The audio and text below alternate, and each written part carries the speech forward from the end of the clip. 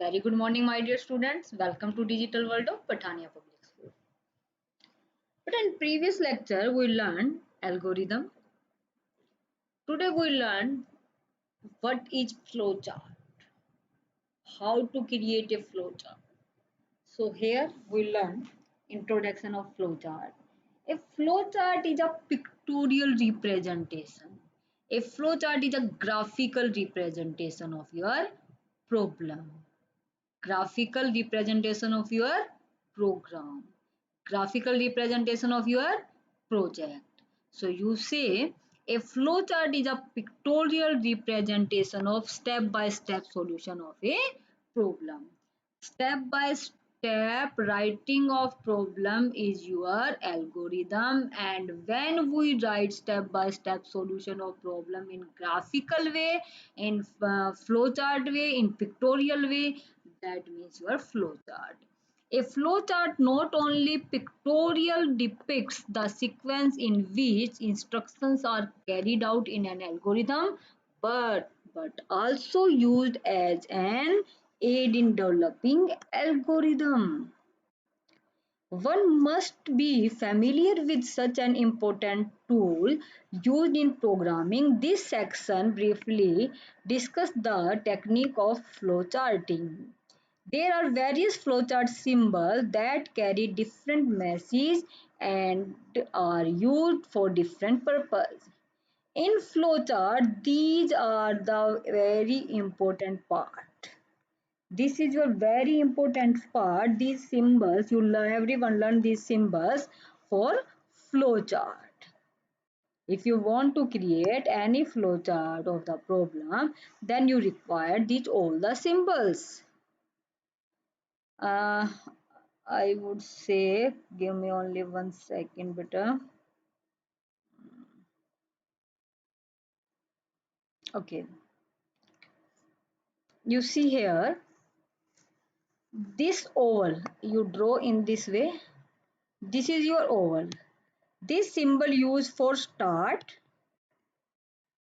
and stop. When you start your flowchart or when you stop your flowchart, you this symbol is used.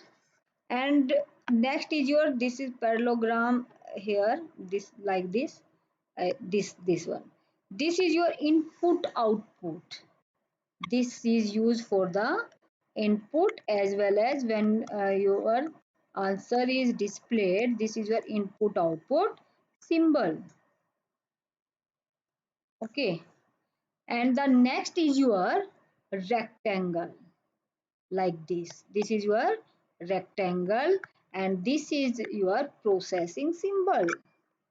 This is your processing symbol. And one more is here, like this. These are your connectors.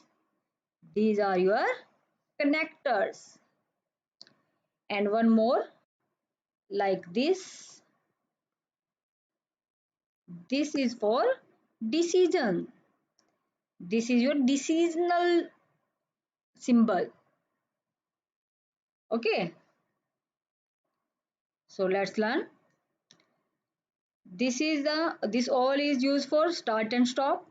This parallelogram is used for input and output, and this is the processing, and this is your decision box, and these are your flow of control, like this and this. These all are your, and you write down on that side and this side. These all are your flow of control symbol, and this is your annotation, and this is your connector. We learn one by one every symbol here.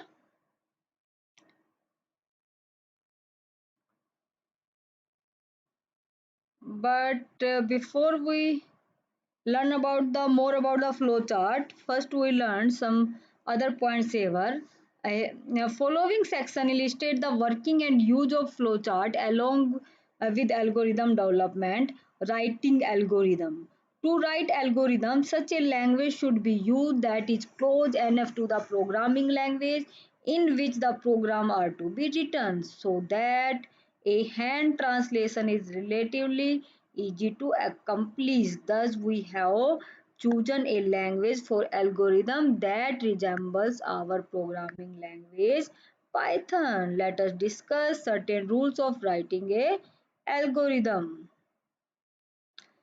Identifiers. Identifiers are the name given to the various component of a program. Here we decide variable name, functions name, how many modules you use here. These all are your identifiers. While choosing names of identifiers, your variable names, identifiers are your variable. For example, we say number one, number two, num1, num2, A, B, C. These all are your identifiers. Make sure that these are meaningful and not unnecessarily long or short names. About the identifier, we learn in the next chapter. Here we only learn about the algorithm, pseudocode, and flowchart.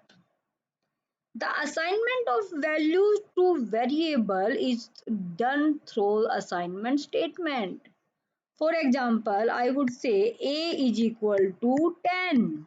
Here A is your identifier, A is your variable name, and is equal to 10 is your value. This operator is your assignment. So we assign 10 to the A. In an algorithm, the left arrow denotes the act of designing the value of its right hand side. Here we decide the value of 10. Sequence. The steps of an algorithm are executed in the sequence of top to bottom. One after another step must be listed in the correct order. Next is your selection and conditional statement. In conditional statement, either true or false. For example, if we say if marks greater than 33 pass, so here is the condition, either true or false. Either your marks is greater than 33, otherwise your marks is less than 33. So true and false. These are your selection and conditional statement. Next is your repetition looping statement. In 10th class, we learn in Scratch looping and repetition. Repetition means iteration statement. Iteration means continuous statement. Iteration means repeating statement. For example, we say display the table of 2. Then we write down 2, 2 2 are 4, 2 3 are 6, 2 4 are 8. This is your repeating statements, looping statement. To accomplish iteration, the for loop and while loop are used. We learned these for loop, while loop in chapter number I think 8. For looping statement, we learn looping statement on that time, and then on this chapter we learn the flow chart of the decisional making and looping statement. Here we only learn simple flow chart here. So you learn here flow chart when decision is there. For example, I would say if marks greater than 33, then pass. If your condition is true, then pass, and the grade is C. And if false, your program is end. And if your condition is true and if your statement, both the statement, then we display the stop here. Now flowchart, we learn about more about the flowchart. Now we take one problem here. Draw a flowchart to add two numbers along with algorithm in simple language English. Here we require two things. One is your flowchart and second is your algorithm. Both are the different things. First we find out addition of two numbers. So for addition of two numbers we require number 1 and number 2. So you input the number 1 and number 2, and for inputting the number 1 and number 2 you use this symbol. So first you start it, then you read number 1, then read number 2. After that you do the processing. And what is the processing here? Sum. Sum is equal to n1 plus n2. And what is the output? You print here your output, and output in sum, so you print here sum, print sum, and after that you stop this program. This is your flowchart. This is the flowchart.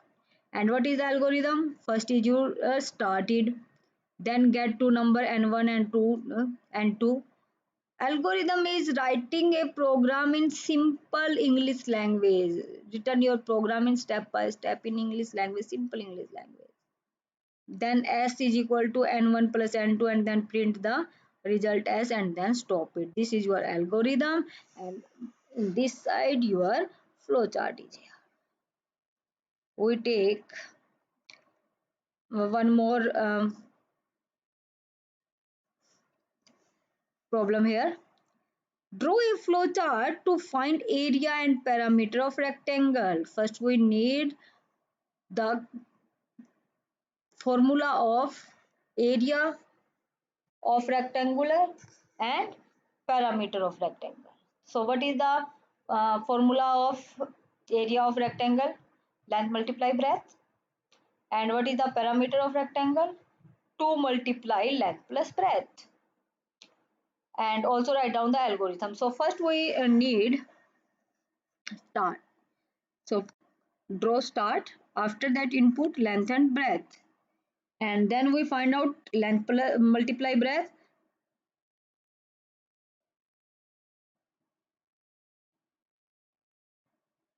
So area is equal to, we take another example here, and this is your processing. Area is equal to length multiply breadth. After that we find out the parameter. So again processing is here. Parameter is equal to 2 multiply length plus breadth. And after that print the area and parameter and then stop it. And here you just write down start, then input side length and breadth, then area is equal to length multiply breadth, then parameter is equal to 2 multiply length plus breadth, and after that print area and parameter, and in last stop it. For example, here we take the example of again SI, simple interest.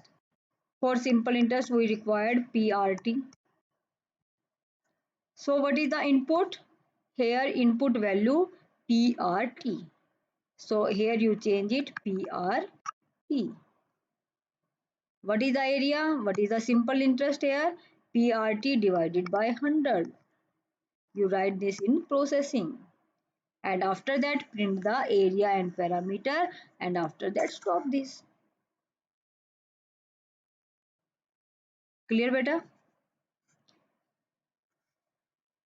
For example, draw a flowchart of multiplication of two numbers.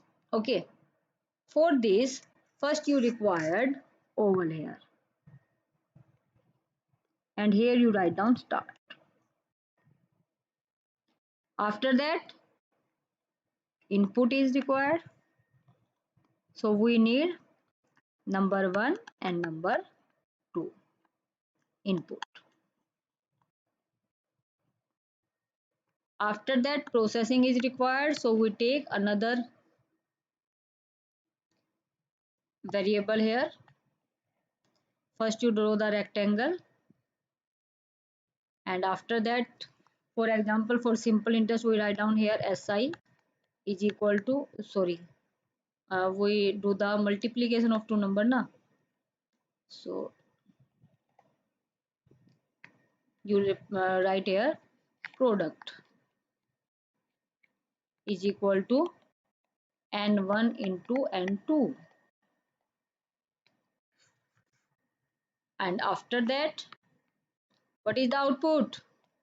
Output in product, output in multiplication. So write down here product, and after that you stop it.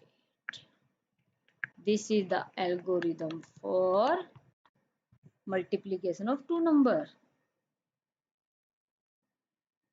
So here our flowchart is completed. We take some more examples in next class. And thank you so much everyone. We meet in next meeting. in next video with next chapter and next topic. Thank you so much, everyone.